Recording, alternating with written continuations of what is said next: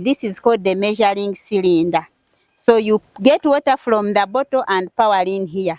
It has got measurements in millimeters. So you see where your water is, the level of the water, and then it corresponds with the measurements, then you write down.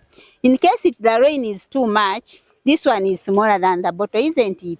So you have to measure, and then we have a jerrycan there, you power in the jerrycan, yeah, until you measure the last drop. You don't lose anything.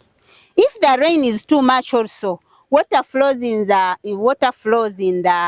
it overflows from the bottle into the collecting can. That is the use of the collecting can, to receive overflow from the bottle. Enkuba bweba nyingi nnyo. So again, get that from the bottle then to the can, you also measure all that.